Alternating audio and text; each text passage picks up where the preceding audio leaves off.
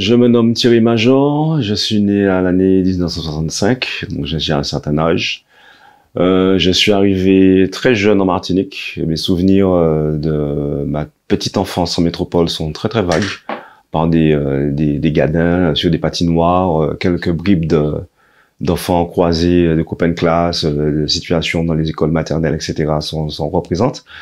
Mais j'ai été, ce que j'ai bien en mémoire, en fait, c'est mon arrivée en Martinique, dans la campagne du Lorrain, avec des grands-parents agriculteurs qui récoltaient des salades et toutes sortes de légumes et de fruits à mettre sur le marché. Je regarde une cicatrice à la cheville, d'ailleurs, puisque je jouais au petit train dans la mesure où j'étais le conducteur, et dans les cartons derrière, il y avait tous les légumes à livrer, en fait. Donc, voici une partie de mon enfance.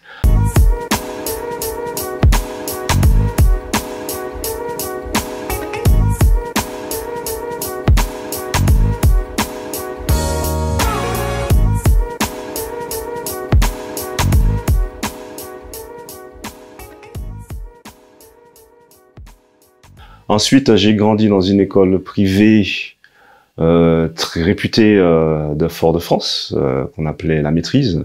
Donc là, ça a vraiment été après, avec le temps, lorsqu'on vieillit et puis qu'on prend en compte la vie et tout ce qu'elle amène. Donc la Maîtrise, j'ai fait la connaissance de certaines méthodes d'éducation qui m'ont permis aussi par la suite d'être un peu révolté et puis aussi de comprendre comment que notre société aussi fonctionne, voilà. Après, je m'ennuyais à l'école, je m'emmerdais vraiment à l'école. Les seuls cours qui m'intéressaient, c'était les cours de MT, le reste, laisse tomber, je partais en divagation. Je dessinais beaucoup dans mes cahiers et mes livres, des fois je dessinais plus que j'écrivais. Je m'amusais beaucoup avec les plumes, à l'époque j'avais des stylos plumes à pompe. J'ai connu les encriers où il fallait faire la calligraphie, les pleins et déliés, donc ça aussi ça m'est resté. Et puis notamment les bons souvenirs de la gomme soufflée dans les encriers aussi, et puis qui va tacher le dos des copains, tout ça, donc avec les doigts à mettre comme ça pour être tapé dessus pour apprendre à bien fonctionner. Enfin voilà, encore des petites choses pas agréables, mais qui font aussi partie de l'enfance. Je me suis bien amusé. Franchement, j'ai eu beaucoup de chance jusqu'à maintenant, parce que je suis arrivé dans une école privée, notamment à Quimper, parce qu'on avait marre de moi en Martinique. Mes parents en avaient un peu assez pour pouvoir me suivre, j'étais très occupé. Mon père avait une société d'auto-école où il avait plein de voitures, des bateaux, des motos. Il donnait aussi des cours d'avion. Et donc, j'ai beaucoup plus tard, après mon adolescence, que bon, j'ai intégré un peu sa société pour pouvoir participer à la manne familiale. Mais ça non plus, ça n'a pas été le pied. Et puis, pendant une pérégrination sur Quimper, j'ai fait la connaissance d'étudiants des Beaux-Arts qui travaillaient sur le décor de 2001 Odyssée de l'espace, où je suis allé faire un tour avec eux. L'ambiance, la térébenthine, et puis là, je me suis senti brutalement comme happé. Donc, j'ai passé le concours dans différentes écoles, et puis j'ai réussi à celui de la Martinique. Je suis resté. Bien m'en a pris, puisque comme c'était une école qui avait des balbutiements et il y avait une exigence très élevée, puisqu'il fallait reconnaître les diplômes. Donc, on devait voyager pour justifier en fait des unités de valeur, et puis en même temps rencontrer des artistes dans le monde entier. Ça a permis de voyager un peu partout. En France, un petit peu en Europe, et puis ensuite par le biais de workshops, de me retrouver dans la Caraïbe, Trinidad, où j'ai rencontré, pendant Beaux-Arts, j'ai rencontré un pote qui est devenu pratiquement mon meilleur ami, en fait, c'est Thierry Loveless. Donc il m'a aussi mis avec la bande à Julie Bessard et toute la bande qui m'ont aussi mis dans l'eau pour pouvoir pratiquer les sports nautiques. En même temps, on travaillait aussi au niveau de notre scolarité quand on était aux Beaux-Arts sur d'éventuelles possibilités de grandir en étant des pros. Donc on s'est intégré dans la société en créant différentes associations, notamment l'association Sans Titre, ensuite l'association 7, ensuite des associations ouvertes sur d'autres partages, notamment moi j'ai travaillé longtemps avec Michel Césaire au niveau du théâtre, comme je m'amusais à faire des objets, je m'amusais à faire de la scéno avec Bruno Sériné, en fait voilà quoi. Donc j'ai un peu bourlingué comme ça pour pouvoir à la fois m'intégrer dans le milieu, gagner ma croûte, et puis aussi justifier aussi des salaires, puisque être artiste, la bohème dans notre éducation aux Antilles, c'est pas vraiment le truc, à moins d'avoir des parents aisés, d'avoir un milieu familial qui a trempé dans le bain, la musique, les arts plastiques, le théâtre, etc., quoi. Moi, mes parents, par rapport à ça, On s'est des fois pris le chou, mais ils ont été aussi, je dirais, très permissifs, quoi. Donc là aussi, j'ai eu pas mal de chance. Hein. J'ai aussi fait plein de petits métiers à côté pour pouvoir gagner, comme on dit, mon pain. Je travaillais avec d'autres copains, Tolio, Thierry Allais, etc. On bourlinguait dans les restaurants, etc. J'ai été SDF pendant un moment, donc ça aussi participé en fait à l'aventure de ma vie. Hein. Et puis par la suite, ça m'a ouvert sur d'autres possibilités, puis des choix. Le choix, par exemple, j'ai commencé par des ateliers photo dans les collèges, et puis ensuite, je me suis dit, si je reste aux Antilles, parce que je suis parti travailler ailleurs, et j'ai vu que ça m'intéressait pas trop, le froid, c'était pas mon truc, j'avais des réactions, je dirais, physiques vis-à-vis du froid. Et donc, finalement, je suis rentré aux Antilles, j'ai choisi d'entrer dans la fonction publique, d'enseigner, pour pouvoir continuer à financer mes projets, pour être aussi libre. Parce que lorsqu'on dépend, et ça, je l'ai appris, en bourlinguant avec des copains dans les galeries à Paris, un peu partout ailleurs. J'aurais bien aimé, oui, avoir une galerie, s'intéresser à mon boulot, mais être libre, c'est autre chose, quoi. Pouvoir faire ce qu'on a envie, quand on a envie, parce qu'on a des préoccupations plastiques, des préoccupations esthétiques, des questionnements poétiques concernant la peinture, la matière, la lumière, le support, le dessin. Enfin, je me suis beaucoup aussi intéressé au dessin, ça à la suite d'une conjonction de deux mésaventures. Une pour me guérir de multiples fractures que j'avais à la suite d'un accident de moto, donc ça m'a permis aussi de faire à la fois une résilience mais aussi une rééducation, rééduquer mes doigts pour apprendre à dessiner, tout ça. Et puis l'autre, c'est lors d'une résidence d'artiste dans le Vermont aux États-Unis, où j'avais une profusion de matériel à disposition. J'avais une très bonne maîtrise technique des différentes possibilités qui m'étaient offertes au niveau de la gravure, au niveau de la peinture et d'autres choses. Et puis je me suis brutalement retrouvé en une espèce de panne d'inspiration. Et c'est pas une panne d'inspiration parce que j'avais toujours envie de travailler, j'ai toujours une profusion d'idées. Mais en fait, le médium ne me convenait plus. Je cherchais en fait à retourner à l'origine, à retourner à l'essence, sans avoir à mettre en place en fait toute la cérémonie en fait de la peinture, c'est-à-dire sortir ses pigments, sortir ses huiles, préparer ses apprêts, etc., etc., etc. J'étais dans un atelier gravure, ça me permettait aussi de faire la gravure expérimentale. Et puis il y a un accident. Second, j'ai renversé simplement une coupe de café très fort sur des papiers que j'avais investis, donc papier népalais, papier coton, etc. Et puis cet accident a révélé des taches, des valeurs différentes, a révélé des dessins qui étaient faits par les lignes faites du papier que j'avais préalablement froissé. Et puis relié, là, c'est là que s'est fait jour en fait mon appétence pour la lumière, les couleurs naturelles, pour les pigments naturels, pour la recherche de l'encre végétale, l'expérimentation dans le dessin. D'ailleurs, à la suite de toute cette aventure, entre 2009 et 2013, j'ai fini par présenter le premier travail. Autour justement de l'encre végétale, mais aussi la question du dessin. J'avais intitulé l'expo de dessin INS à la fin en dessin 2S et IN, parce qu'en fait c'est ce qui avait aussi décidé en fait le nouveau processus que j'avais mis en place et puis qui avait aussi activé en fait certains intérêts pour la recherche plastique en fait, simplement. J'ai vu à l'époque quand j'ai dit à l'époque, ça fait très des années 90. Une discussion avec Valérie Jones justement, ça, ce sujet de la question de l'histoire de l'art notamment aux Antilles. C'était très intéressant dans la mesure où j'ai fait des études de maîtrise en bâtiment.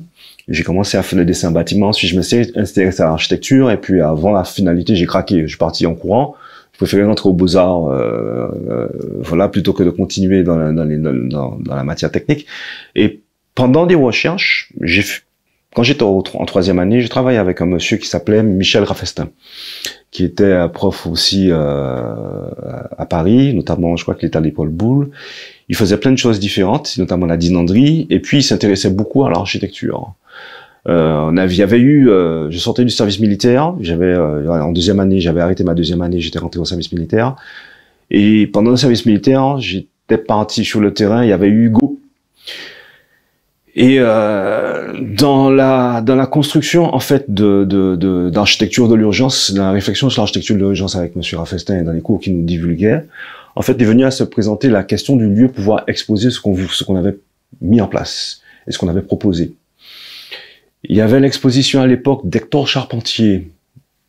Il y avait en Martinique, là, par rapport à la Guadeloupe, il y avait une espèce d'émulation parce qu'il y avait le CERMAC. Il y avait eu, avec Jacques Lang et Aimé Césaire, donc l'ouverture de l'école d'art. Il y avait la première aventure de l'école d'art avec des gars comme Guillaume Rézénorville. Il y avait Jean Ville, notamment, donc, qui s'appelait aussi Wakadel Shabazz, qui faisait partie du groupe Shango. Il y avait Papa Sella, qui est Philippe Bonol, qui est aussi plasticien, qui faisait aussi de la musique. Ces gens-là, des fois, venaient débarquer le soir à la maison chez moi. J'habitais pas loin de l'école d'art et on avait de longues discussions, en fait. On discutait beaucoup autour, justement, des lieux. Comment faire l'expo? C'est d'où est née l'association Sans Titre. Avec Julie Bessard, Raymond Bédélis, Bruno Sériné, j'espère n'oublier de personnes, Henri Tolio, surtout, oui. Et on a commencé à investir les lieux, comme par exemple Font-Saint-Jacques, en Martinique. Ensuite, on a investi l'école d'art, l'ancienne école d'art, qui se trouvait en fait au Terre-Saint-Ville, puisque les nouveaux locaux avaient été faits. Donc cet espace avait plus ou moins été abandonné, ça appartenait à la ville de Fort-de-France. Donc on l'a plus ou moins squatté et on en a fait un lieu de rencontre en fait. Se posait la question des expositions, de la scénographie. Discussion que j'avais eu aussi à ce sujet avec Pierre-Marie Rose, avec Bruno Sériné, Michel Césaire, des fois lorsqu'on parlait espace par rapport au lointain, la lumière. Il y a eu vraiment un grand questionnement. Et puis en étant étudiant à l'école d'art, en voyageant notamment au Venezuela, puisque j'ai eu avec Louis Panier et puis Pio à Ismaël Mundaray. Voilà.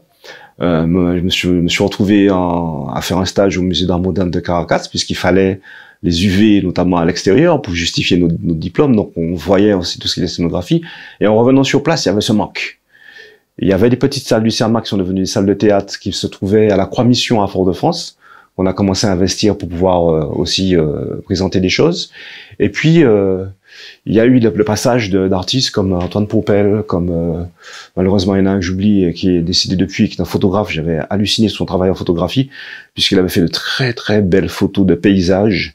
Et en fait, il avait mis ça en résonance avec la perception qu'il avait eue en fait de la société antillaise, où il avait présenté ses photographies sur le sol de la galerie, mais à l'intérieur de boîtes de pizza. Donc ça a du sens. J'ai trouvé ça très intéressant et très fort, cette relation. Et puis la question en fait du lieu, elle est permanente parce que les plasticiens aux Antilles, ils ont tout à faire. Ils deviennent électriciens, ils deviennent commissaires d'expo, ils deviennent scénographes. Ils ont tellement de choses à faire et des fois qu'ils sont tellement surchargés que des fois ils en oublient même l'essence même de leur production parce que derrière il faut mettre pas mal de choses en place. En même temps, c'est formateur. Pourquoi? Parce que la mise en scène, ce qu'on appelle la monstration, ne pas un mot monstrueux comme disent certains, permet de mettre le point en fait sur la relation avec le public, sur la relation à notre environnement, sur la relation à notre travail, le pourquoi de nos choix, de nos gestes plastiques, mais aussi permet aussi la rencontre entre différents espaces, le sol, le mur et le plafond. Donc, ceci participe à ce qu'on appelle à l'installation. Donc, à s'interroger aussi sur le son, à s'interroger sur le mouvement, à s'interroger sur la circulation, donc de faire du design d'espace. Donc, ce manque a créé des compétences, en fait. Donc, c'est pas une mauvaise chose. En même temps, aujourd'hui, en 2022, à l'heure où on fait cette vidéo, je me retrouve quelquefois aigri, quelquefois avec une chair de poule qui remonte une certaine révolte, parce que le discours où Fanon promulguait son fameux livre qui est sorti, je pense, dans les années 40 ou un peu plus tard, le peau noire masque blanc, bah, ce discours est encore d'actualité, quoi. Donc, et notamment sur le plan culturel, c'est vraiment dommage. Nos politiques, ben on le sait tous, hein, un de mes confrères qui l'a dit, pour ne pas le nommer, c'est un garçon que j'apprécie énormément et que j'ai un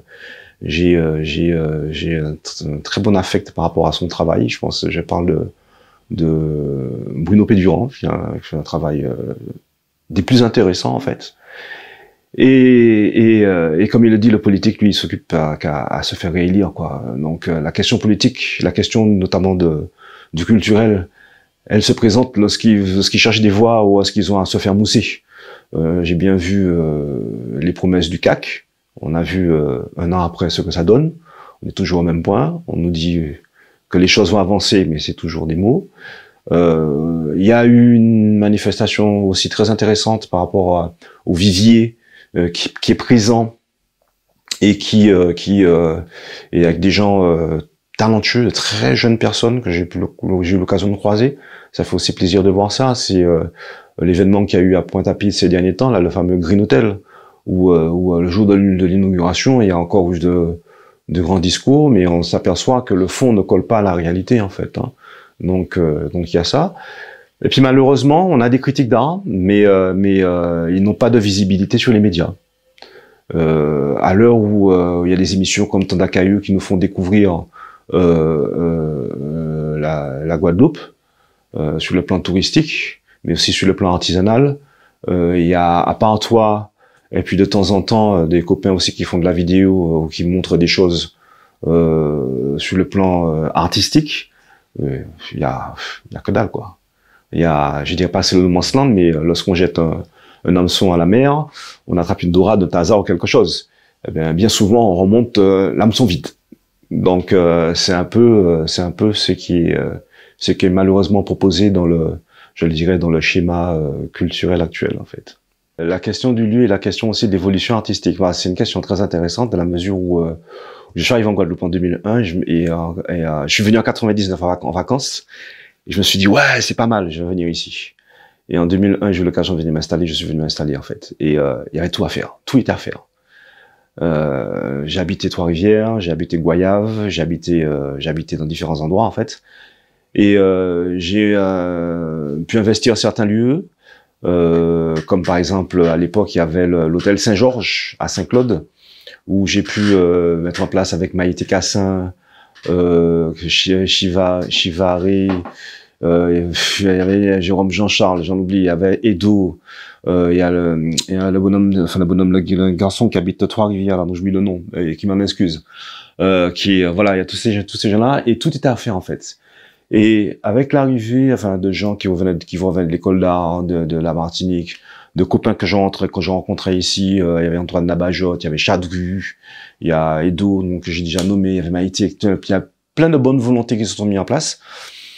Il y avait aussi à l'époque, il y avait aussi Marielle Plaisir qui était au conseil général, conseil général, et avec Anno.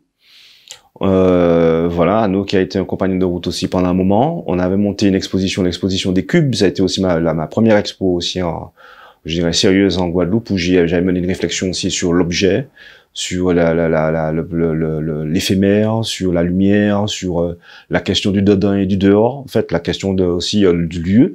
Donc, on avait investi une des voûtes du fort de Basse-Terre, là, le fort Ludelgrès, et on avait tout fait. On s'était retrouvé à tout faire. De l'électricité jusque panneaux à mettre sur le mur, même si on nous présentait, on nous donnait un lieu correct. Mais lorsqu'on est arrivé, je vais le dire, j'ai retrouvé un pédurant qui était dans une plaque d'eau, en fait. D'accord? J'ai failli le mettre dans ma voiture. Donc, j'ai été correct, je l'ai ramené à l'intérieur d'administration, en leur faisant comprendre qu'ils avaient une mine d'or entre les mains et que s'ils ne tenaient pas compte de ça, moi je serais très heureux d'accrocher ça sur un mur chez moi. Et c'est comme ça que je l'ai rendu. Et puis au fur et à mesure, les choses ont évolué. Il y a eu après le lieu qui a été fait à Saint-Claude, qui est un lieu qui est tout aussi intéressant, mais pas suffisamment investi, je trouve. Après, il y a eu Arbet Mao, donc très intéressant. Il y a eu aussi Thierry Allais qui s'est investi dans le milieu culturel et qui a ouvert sur la Poule à refaire. Alors pour ta gouverne, je n'ai jamais été. Thierry Allais est venu me solliciter plusieurs fois pour la refaire et je n'ai jamais fait le choix d'y aller. Ça me regarde. Comme j'ai dit à Thierry, on est des amis de longue date et je préfère qu'on reste des copains. Donc voilà, c'est une des choses. La deuxième chose, ben je trouve que c'est un événement super intéressant. Et avant, il se passait pendant la fête de la musique, donc on pouvait aussi rencontrer des gens différents.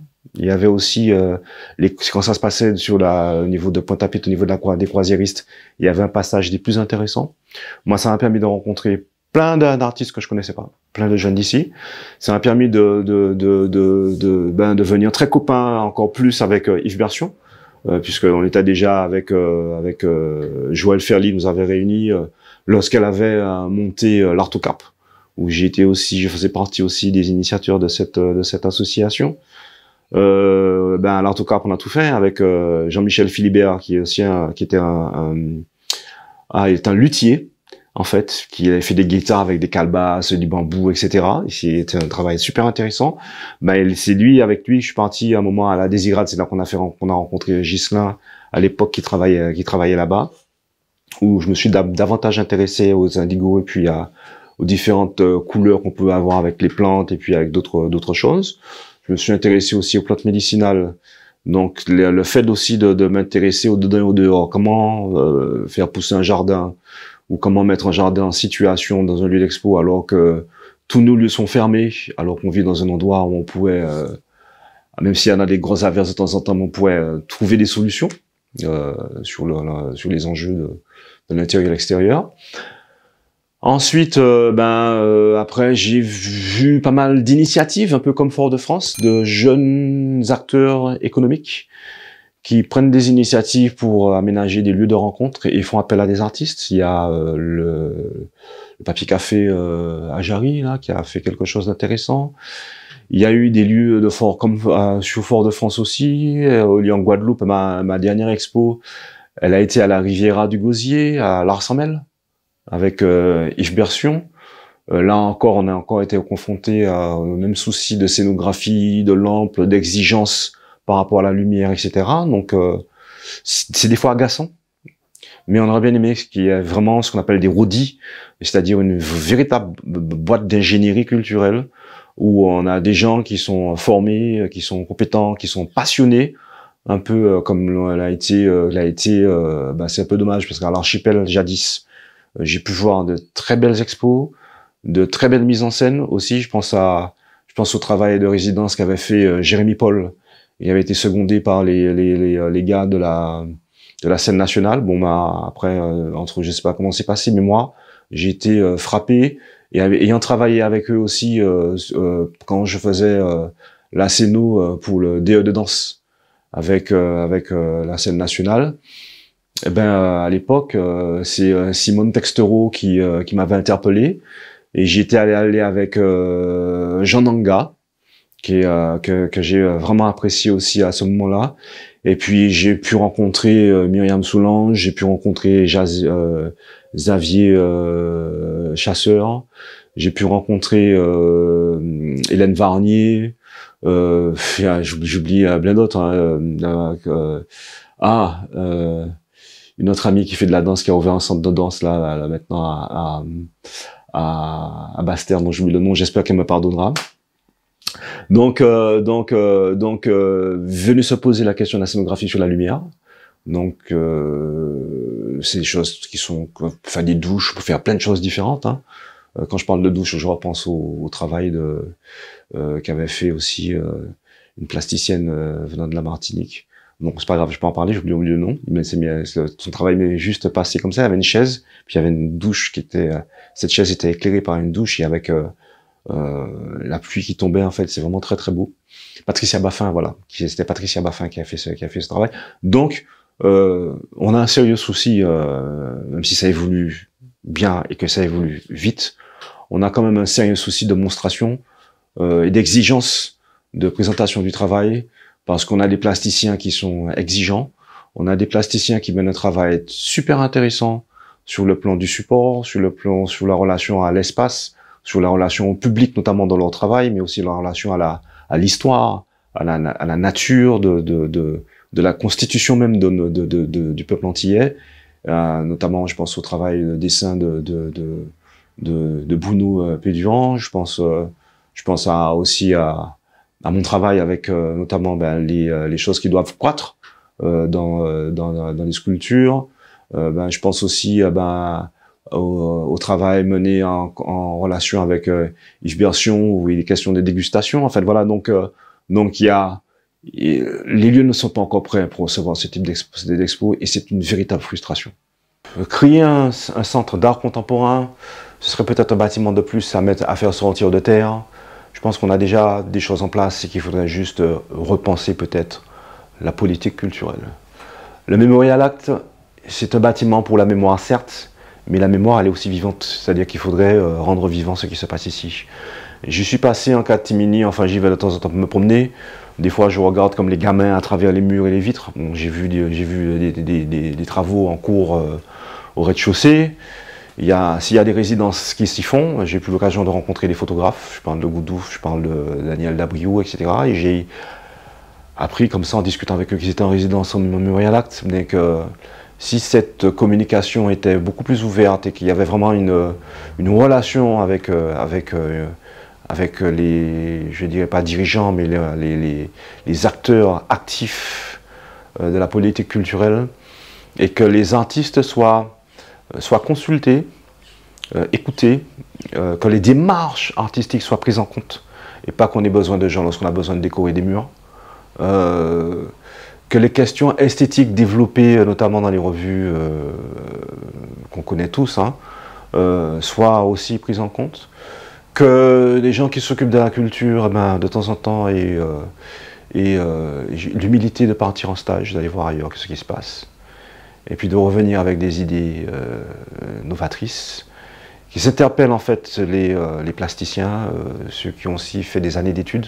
On ne les a pas fait pour rien, et bien souvent, malheureusement, il y a ceux qui ont travaillé dur pour arriver là où ils sont, et qui choisissent, comme moi, de partir dans l'éducation nationale pour être libre et pour pouvoir continuer à travailler tranquillement, et qui quelque part se retrouvent à la fois frustrés, mais aussi, c'est aussi leurs compétences ne sont pas vraiment pointées du doigt et prises en compte. Il n'y a pas que moi, il y a Alain-Joséphine, il y a toi Samuel, il y a Aminia qui fait un travail sur le plan de la scénographie, sur le plan de la réflexion même par rapport à la nature, puis la nature humaine, et puis les rencontres, la rencontre qui est quelque chose de super intéressant. Voilà quoi. Donc on regarde bien.